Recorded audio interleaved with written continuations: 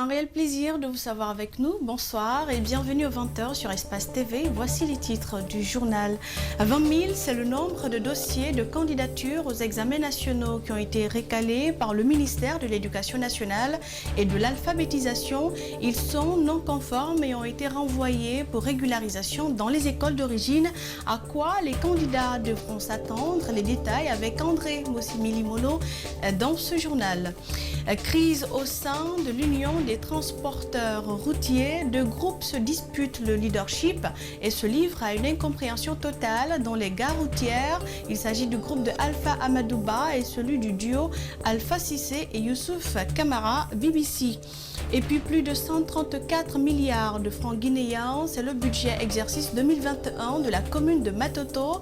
Il a été adopté par les conseillers communaux lors de la session budgétaire ce mardi au siège de la commune du même nom.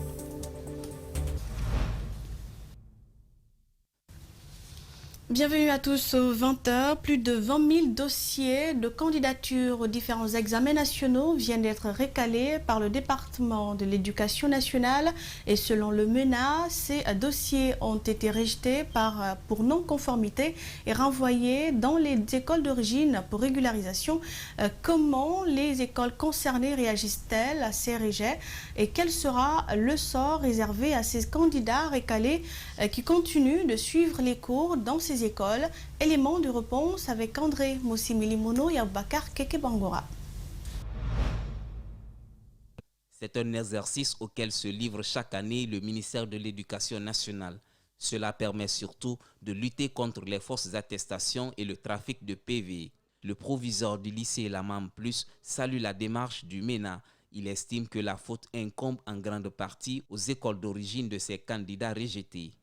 L'enfant n'a pas le BEPC. Les parents, au lieu de laisser l'enfant là en 10e année, on prend l'enfant, on l'installe en 11e année. Et il reprend le brevet, s'il a le brevet maintenant. Au moment que ses amis sont en 12e année, lui là en terminale. Il y a aussi des enfants qui n'ont pas eu le BEPC avec la complicité de certains de nos homologues qui cherchent des fausses situations, des faux PV et remettent aux enfants. Un délai de 4 mois a été donné aux établissements d'origine pour revoir la situation des candidats rejetés afin de les régulariser. Certains verront leur situation réglée, tandis que d'autres n'auront pas de porte de sortie, même s'ils ont suivi tous les programmes dans les différentes classes. Nous avons eu un cas ici en 10e année. Voilà, le nom de l'élève c'est Yuri, Y-U-R-U, mais ils ont mis Ouri, O-U, n'est-ce pas, O-U-R-Y. Donc quand les parents ont signalé, on a remonté la situation à la DPE et ça a été vite corrigé. Mais les sessions rapprochées et les faux diplômes, là, ces candidats-là n'auront les yeux que pour pleurer. Ces acteurs de l'éducation invitent les dirigeants des établissements d'enseignement scolaire à beaucoup plus de professionnalisme afin d'éviter ces situations à l'avenir. Il faut que nous ayons le courage de dire la vérité à nos fondateurs, d'être sincères avec nous-mêmes en refusant d'installer les enfants dans les classes en 11e année ou en 7e année, sachant consciencieusement que ces enfants-là ne sont pas admis. Ou bien, vraiment d'éviter toute pratique qui peut salir l'image de l'école guinéenne. Parmi les 20 000 candidatures rejetées, la préfecture de Koya reste la moins touchée.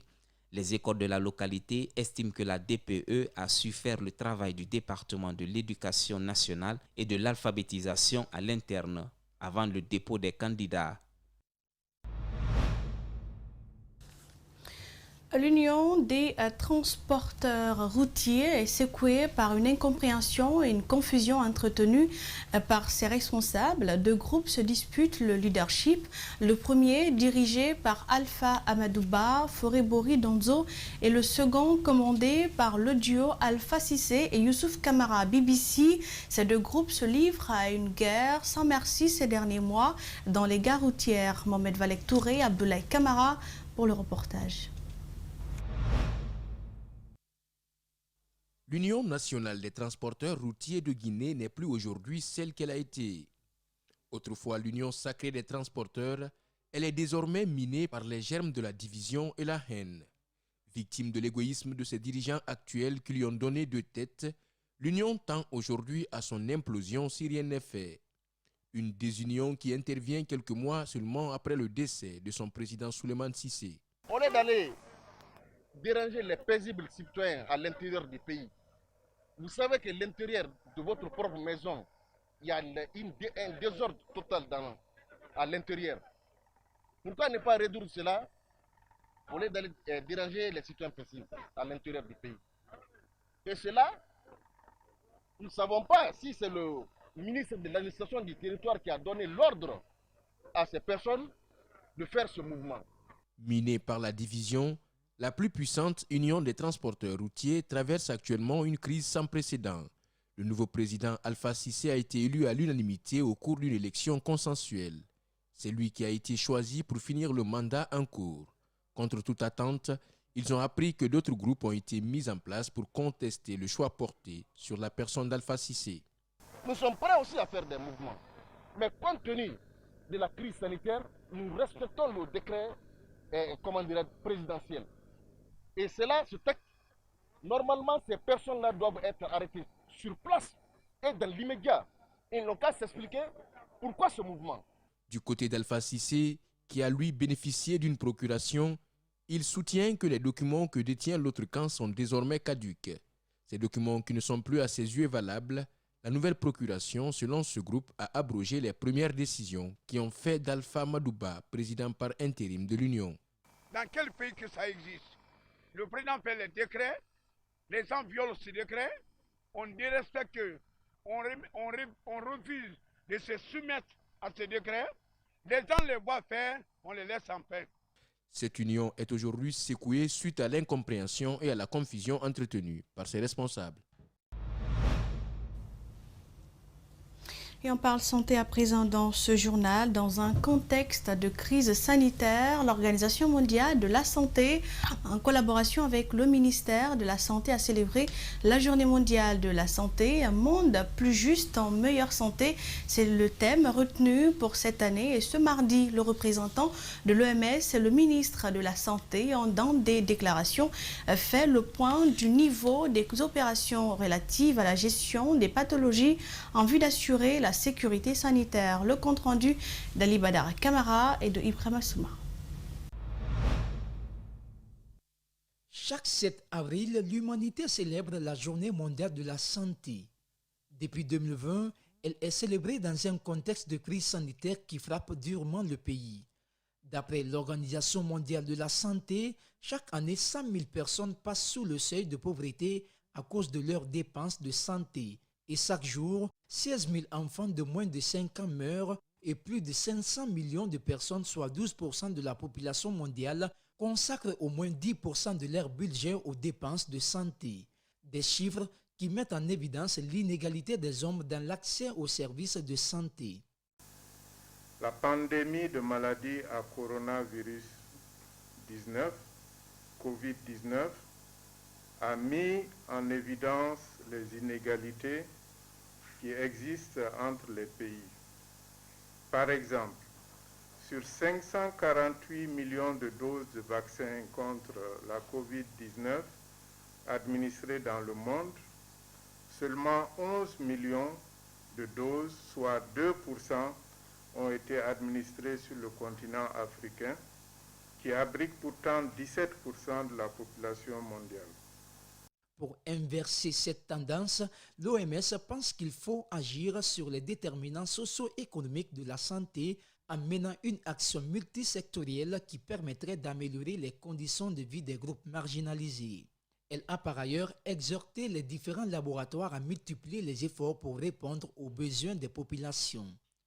S'agissant en particulier des vaccins contre la COVID-19, l'OMS exhorte les laboratoires fabricants à accroître leur capacité de production pour pallier les pénuries actuelles. Une occasion pour le département en charge de la santé en Guinée de louer les efforts menés pour l'accès aux services de soins. Le gouvernement, sous le leadership du président de la République, le professeur Alpha Condé, déploie des efforts significatifs afin d'améliorer l'accès aux services de santé. En témoigne le nombre d'infrastructures sanitaires construites au cours de ces dernières années, la politique de gratuité des soins obstétricaux et néonatales d'urgence. L'OMS invite les dirigeants à faire en sorte que chacun ait des conditions de vie et de travail propices à un bon état de santé, avant de les inviter à surveiller l'évolution de l'inégalité en matière de santé et faire en sorte que tous puissent bénéficier de services de santé de bonne qualité en besoin.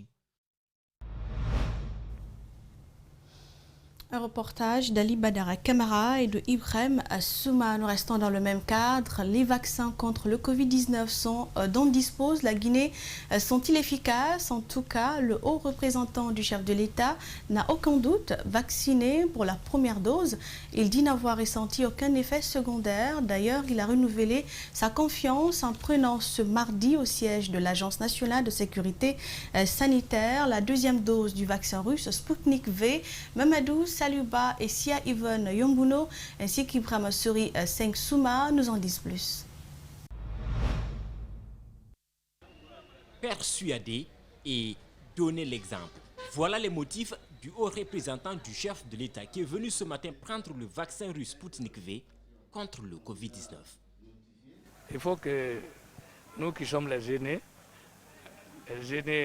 des Guinéens, nous donnions l'exemple vraiment en se soumettant au vaccin, afin que les plus jeunes puissent comprendre la nécessité de se faire vacciner pour se protéger soi-même et protéger les autres. Claude Korikondiano avait déjà pris le vaccin contre le Covid. Il prend la deuxième dose après 4 semaines et rassure n'avoir ressenti jusque-là aucun effet secondaire. Ces vaccins que nous avons, le vaccin russe, quand vous êtes vacciné, ça ne produit aucun effet secondaire. En tout cas, à mon niveau, je n'en ai pas eu. J'ai questionné ceux qui m'ont précédé. Ils m'ont dit qu'ils n'ont pas souffert d'effet secondaire. Par conséquent, c'est un excellent vaccin. C'est un excellent vaccin que j'invite tout le monde à venir prendre. Bon, il y a le vaccin chinois qui est aussi très performant. Le haut représentant du chef de l'État laisse désormais le soin au vaccin de le protéger contre le Covid-19 qui a déjà fait plus de 100 morts dans le pays. Autre fait de l'actualité, le président de l'UFDG, Cellou Dalein Diallo, s'est rendu à la baie ce mardi pour assister aux obsèques du père de l'honorable Cellou Baldé, détenu à la maison centrale de Conakry. Et après avoir rappelé les liens avec le défunt, Cellou Dalein Diallo a réagi face au refus des autorités de laisser l'ancien député venir assister aux obsèques de son père. Et vous aurez cet élément de reportage dans nos prochaines éditions d'information. Je vous l'annonçais tantôt, le budget exercice 2021 de la commune de Matoto s'élève à 134 milliards 731 millions 858 800 francs guinéens. Ce budget a été adopté après avoir été analysé par les conseillers communaux lors de la session budgétaire tenue ce matin à la commune de Matoto, présidé par le maire Mamadou Batos Camara. Pour la mobilisation de ce montant, les conseillers se sont engagés à accompagner le maire afin de réaliser les projets de développement et de coopération en faveur de la population de Matoto. Mariam Fodé Camara, Abdoulaye Camara pour le compte-rendu. Cette session budgétaire a enregistré la participation des 45 conseillers communaux. Il s'équilibre en dépenses et recettes à 134 milliards de francs guinéens. Celui du fonctionnement à 15 milliards. Les conseillers l'ont donc analysé, critiqué avant de l'adopter sous réserve d'amendement.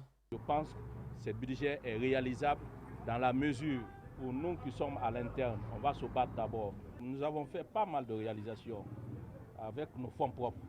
Donc on ne peut pas attendre l'État et ne pas réaliser.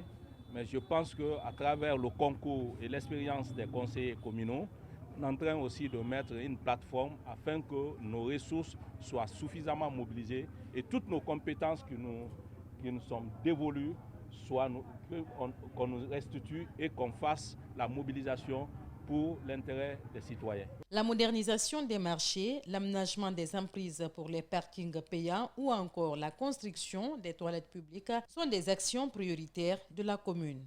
Les secteurs prioritaires, c'est la santé, l'éducation et les parcs d'attraction pour les tout petits, la jeunesse et aussi nos femmes pour leur autonomisation.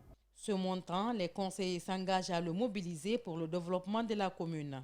C'est un chiffre très ambitieux parce que disons que le contexte n'a pas trop changé, la pandémie est toujours là et je pense que si les commissions travaillent de façon concrète et réelle, donc si tout le conseil communal se donne la main, c'est possible de vraiment trouver ce chiffre de 15 milliards. Cette session budgétaire s'est déroulée dans un climat de convivialité avec la présence de tous les conseillers de tous les bords politiques. Et nous partons à l'intérieur du pays, à Dubreka. Les riverains et chauffeurs du pont Sumba souffrent. Ils dénoncent les embouteillages qui se forment dans les environs en raison de la dégradation poussée de la route. Et ces voyageurs de la Nationale 3 demandent au ministre des Travaux publics d'agir. Makissa Kamara, Salifoulifo Sissé. Un véritable embouteillage dont les causes sont connues depuis 4 jours. Les véhicules sont bloqués autour de ce pont. Ce n'est d'ailleurs pas une première. À la dégradation de la voie s'ajoute le comportement des usagers. Ce sont nous les chauffeurs qui créons les embouteillages sur les routes. Le fait de laisser ta ligne pour occuper celle de l'autre vous bloque tous les deux. Les agents de la routière sont aussi accusés d'exploiter cette situation à leur faveur. Les policiers aussi nous fatiguent beaucoup. Ils nous exigent de passer le test et même si nous le faisons, ils nous demandent de payer une somme de 50 000. L'état de dégradation de la route est à l'origine de ces bouchons qui ne sont pas sur le point de prendre fin. Nous souffrons beaucoup à cause de ces embouteillages. Depuis 4 heures du matin, nous sommes là. Et jusqu'à présent, rien ne bouge. Nous demandons au gouvernement de nous aider à avoir des routes pour nous permettre de bien circuler. Cette situation ne fait que s'accroître du jour au jour. C'est pourquoi notre interlocuteur lance un appel à l'État. Mais la route là, c'est pas bon. Il faut nous aider un peu. Sinon, c'est pas bon. Regardez les embouteillages. Il y a trop d'embouteillages. Il n'y a pas de route. En attendant, les usagers de cette route devront prendre leur mal en patience. Et ce journal s'achève. Merci à vous pour l'attention. Prochain point avec l'actualité à 22 h en compagnie de Djiba Milimono. Bonne soirée sur Espace TV.